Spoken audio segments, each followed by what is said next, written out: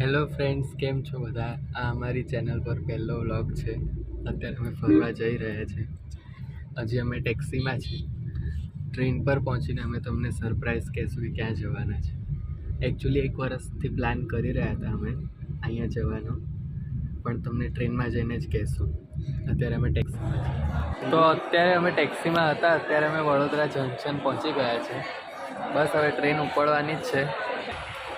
હવે અમારી ટ્રેન ઉપડી છે. સરપ્રાઈઝ મારી બેન ખોલ કે આપણે ક્યાં જઈએ છીએ. અત્યારે મમ્મી બેઠી છે. મમ્મી અત્યાર સુધી ટેન્શનમાં હતી કે ટ્રેન પકડાશે નહીં, એટલે પપ્પા શાંતિથી બેસી ગયા છે. અમે અહીંયા ગોધરા સ્ટેશને ઊભા છે. અડધો કલાકથી ઊભા છે. બહુ કંટાળી ગયા.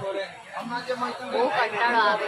એક તો આ બહુ ગરમી લાગે છે. પપ્પા એસીની ટિકિટ બુક ના કરી પોતે ઊંઘે છે આરામથી. જો બતાવો.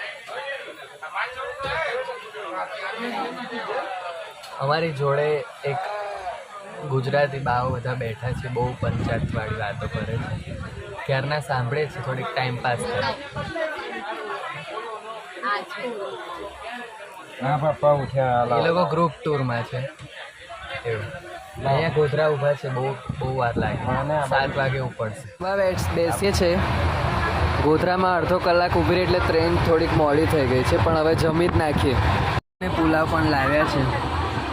અરે લાલુ, આપણે દહીં તો ભૂલી ગયા યાર ઘેર. આ પુલાવ કેવી રીતે ખાવાનો? આ મમ્મીને કીધું તું દહીં લઈ લેજે, પણ ફ્રીજમાં મૂકીને એમાં રહી ગયું.